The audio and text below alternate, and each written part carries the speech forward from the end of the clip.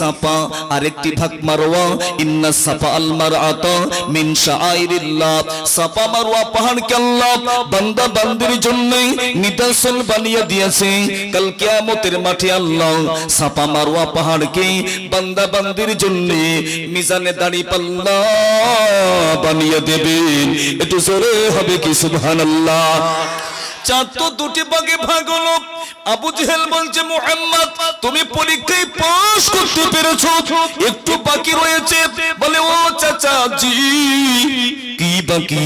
আবু জেহেল বলছে মুহাম্মদ তুমি যদি ওই আকাশের চন্দ্রখানা ফের পুনরায় জোড়া লাগাতে পারো, ফের পুনরায় জোড়া লাগাতে পারো, আমি কলেমা পড়ে মুসলমান হয়ে যাব।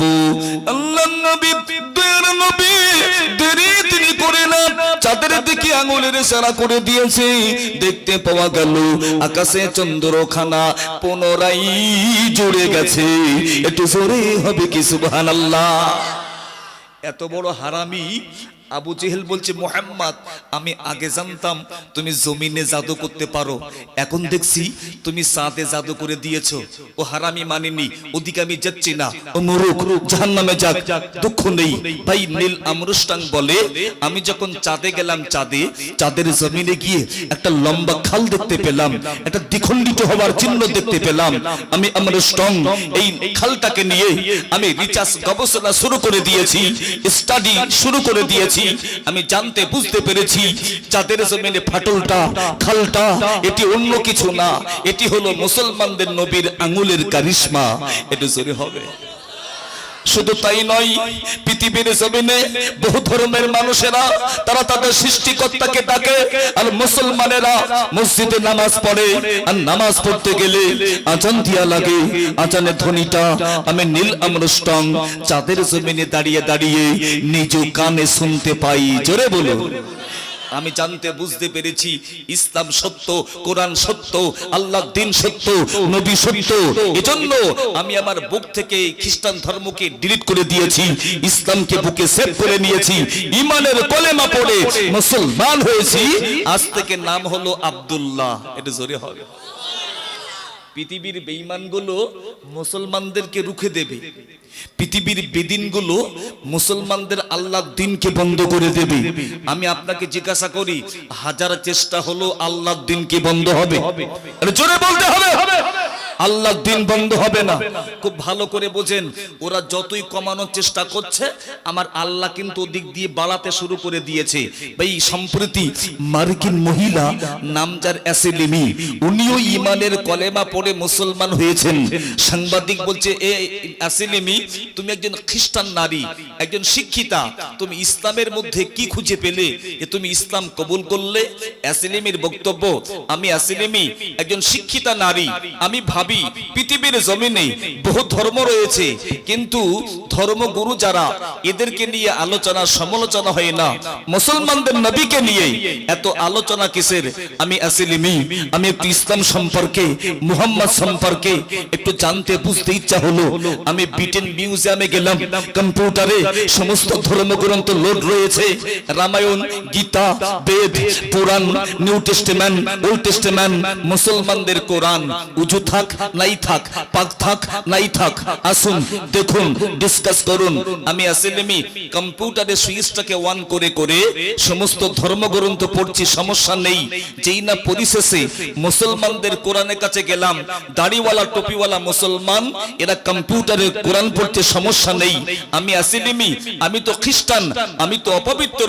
আমি যেই না কম্পিউটারে কোরআনের কাছে গিয়ে যেই না সুইচটাকে অন করে দিয়েছি, হঠাৎ স্ক্রিনে ভাসতে লেগেছে প্লিজ ডোন্ট টাচ মি। এটা জোরে হবে সুবহানাল্লাহ। আমাকে ছবি না, তুই নাপাক। আমি আসলিমি, আমি অবাক বেনে গেলাম, কি বিশুদ্ধ কোরআন, কি পবিত্র কিতাব। আমি আসলিমি স্পর্শ করতে পারি না, কসম খোদার, কোরআন জানার আগ্রহ উদ্গীরিত আমার দ্বিগুণ বেড়ে গেল। আমি কোরআনটাকে রিসার্চ করে আমি স্টাডি, আমি গবেষণা শুরু করে দিয়েছি। আমি জানতে পেরেছি, বুঝতে পেরেছি কোরআন সত্য, আল্লাহর দ্বীন সত্য, নবী সত্য, ইসলাম সত্য। এজন্য আমি আমার বুক থেকে খ্রিস্টান ধর্মটাকে ক্যান্সেল করে দিয়ে ইসলামকে বুকে আমি সেট করে নিয়েছি।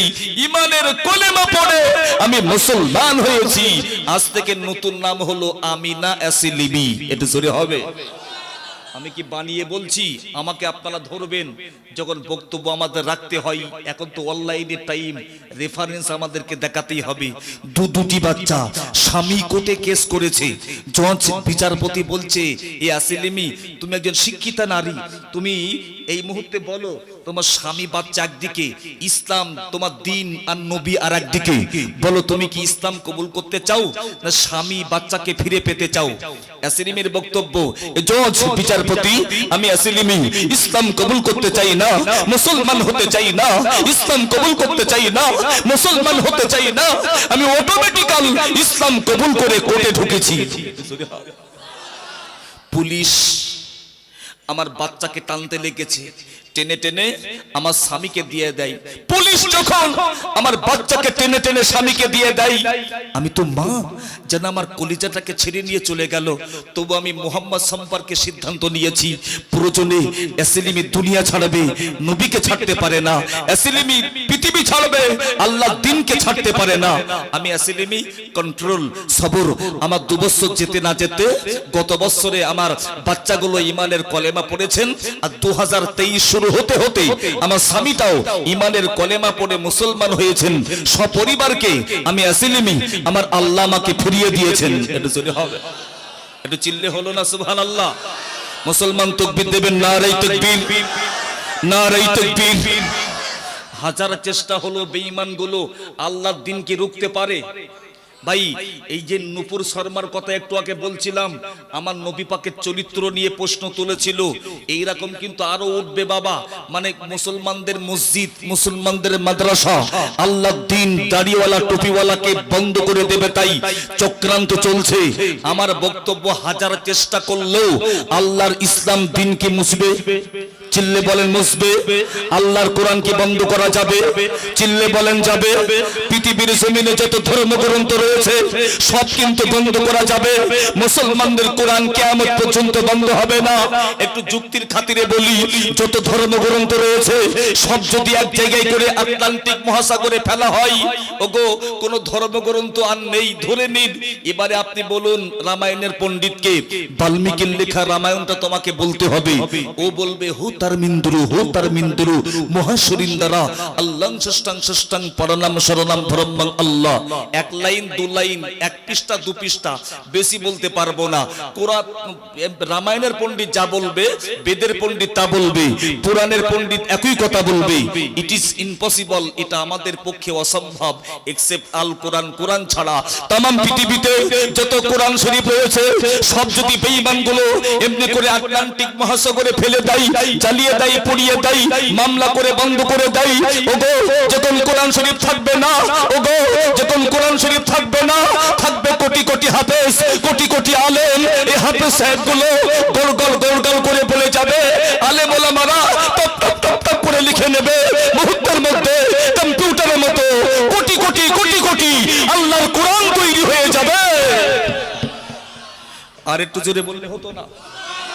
আচ্ছা, আপনাদেরকে জোরে বলছি, রাগ করছেন বুঝি? যেহেতু অনেকে যারা আব্দুর রহমানকে চিনে জানে বুঝি, ইনশাল্লাহ বাবুজি একটু শ্রোতা চাঙ্গা হলে বক্তা চাঙ্গা হবে, এটা ন্যাচার নাকি?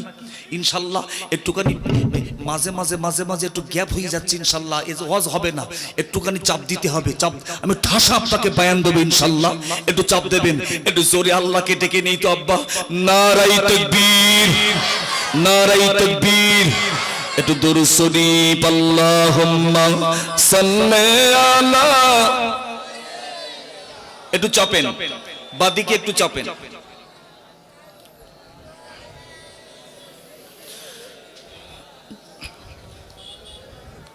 কোন পাশানি মারলি রে পাথর, কোন পাশানি মারলি রে পাথর, মোর দয়ার নবীর গাই কোন পাশানে মারলি রে পাথর মোর প্রিয় নবীর গাই দয়ার নবী দিনের তোরে দয়ার নবী দিনের তোরে যাই যে সবার ঘরে ঘরে কেউ বাঁকা কর কেউ বা পাথর মারিল নবীর গাই কোন পাশানে মারলি রে পাথর মোর দয়ার নবীর গাই এমন নবী দুনিয়াতে এমন নবী দুনিয়াতে হইনি আর হবে না তুলনা তো দূরের কথা ছায়া মিলে না আল্লাহুম্মা সাল্লি আলা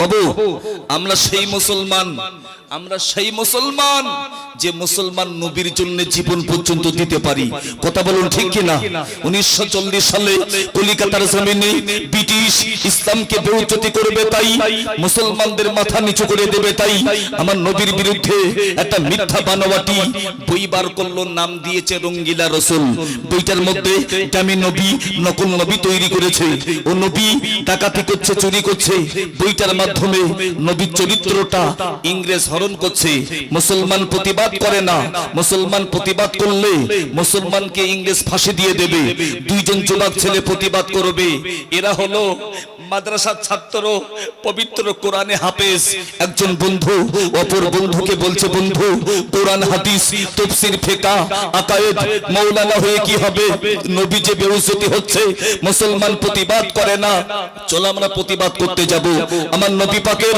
বেইজ্জতি বইটা বন্ধ করতে গেলে বইটা যিনি রাইটার ডিরেক্টর বেঈমানটাকে শেষ করতে হবে আর ওকে শেষ করতে গেলে আমাদের কিন্তু ফাঁসি হতে পারে অপর বন্ধু বলছে বন্ধু চলো না আমরা না হলে আল্লাহর দ্বীনের জন্য নিজেদের জানটাকে কুরবানি করে দেব দুইজন যুবক ছেলে চোখের পানি ফেলতে ফেলতে জীবনের শেষ বাড়ি গেছে আব্বা একটু জনমের মতো একটু খোকা বলে ডেকে নাও আম্মা জীবনের শেষ একটু পাটা বাড়িয়ে দাও তোমাদের খোকা আর কোনোদিন বাড়ি ফিরবে না কলিকাতায় নবী বেইজ্জতি হই তাই প্রতিবাদ করতে যাচ্ছি হয়তো আমাদের ফাঁসি হতে পারে দুইজন যুবক ছেলে চোখের পানি ফেলতে ফেলতে বাড়ি থেকে বিদায় নিয়ে কলিকাতা ধর্মতলা এসপ্ল্যানেড ভিতরে সিনেমা হলের সামনে দাঁড়িয়ে ভিতরে চলছে নবী সেই বেইজ্জতি করা বইটা 3 ঘন্টা ব্যাপী বই দুইজন যুবক ছেলে কাঁদতে কাঁদতে টিকিট কাউন্টারে বলছে ওগো টিকিট হবে না বলছে স্যার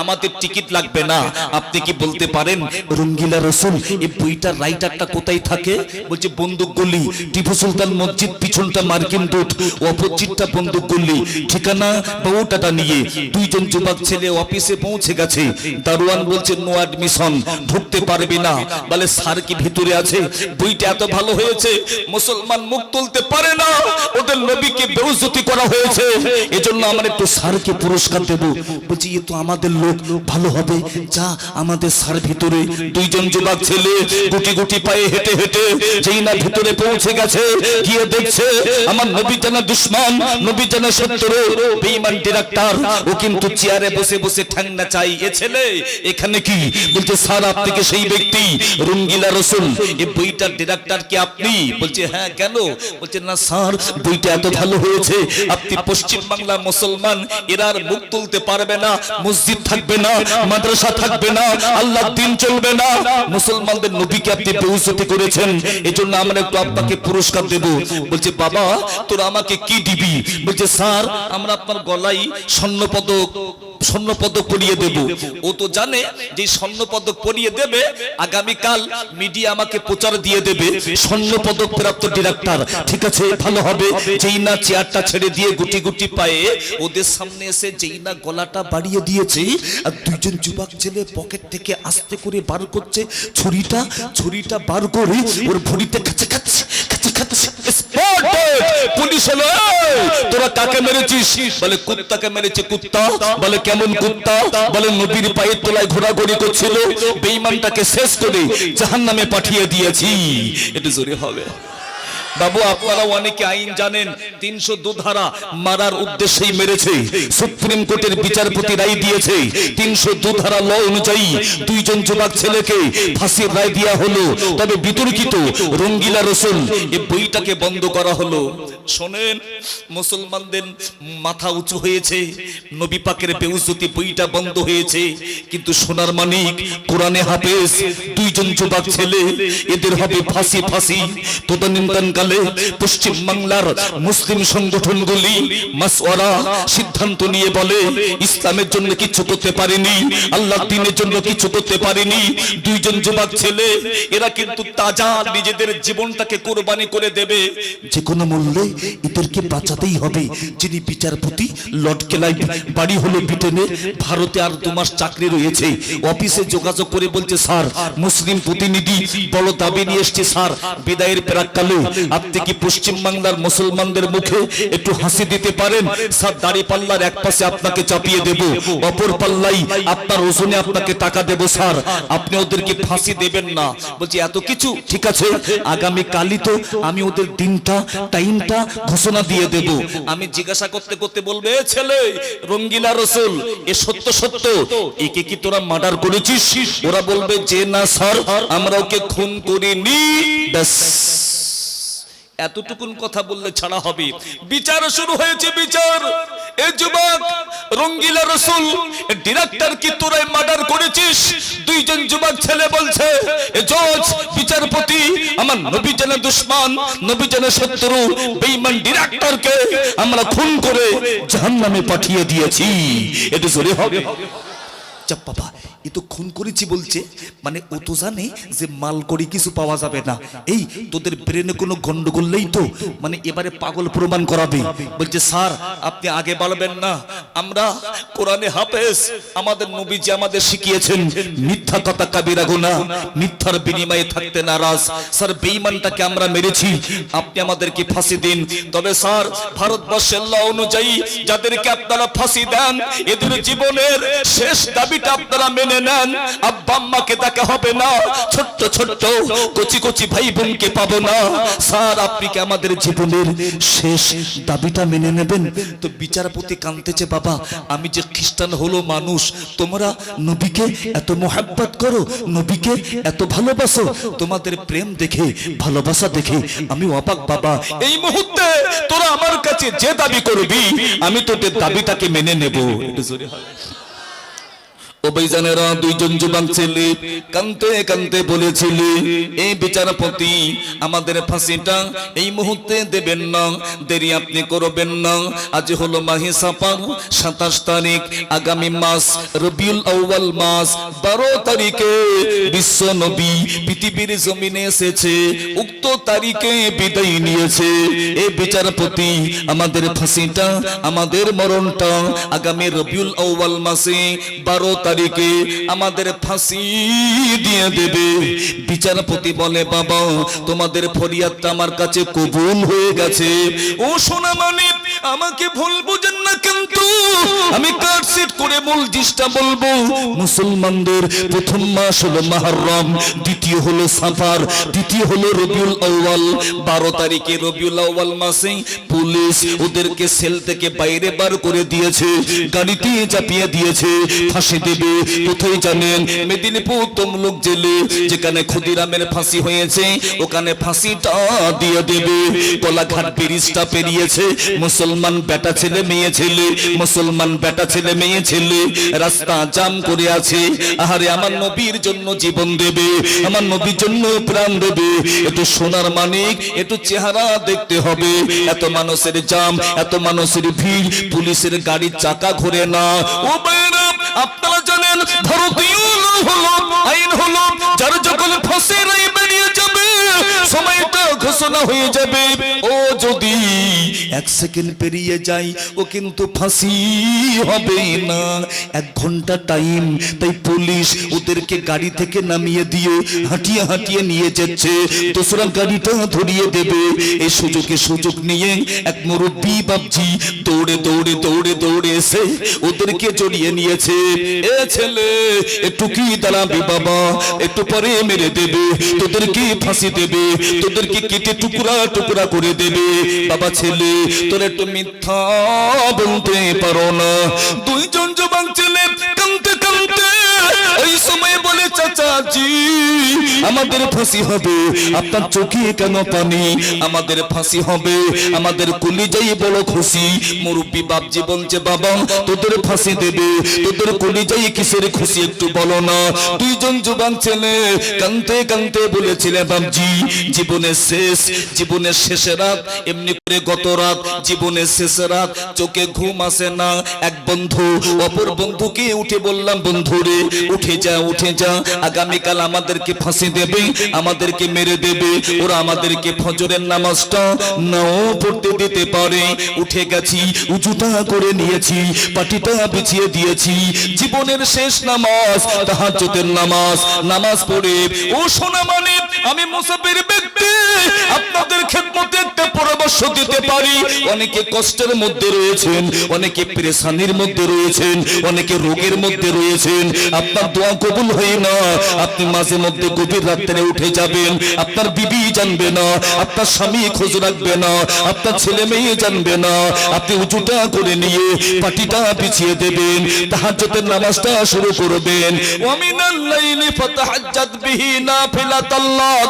আমার আল্লাহ তাআলা বলে হবে তাহাজ্জুদের নামাজকে আমি আল্লাহ আপনার জন্য বরকত করে দিয়েছি, অতিরিক্ত করে দিয়েছি।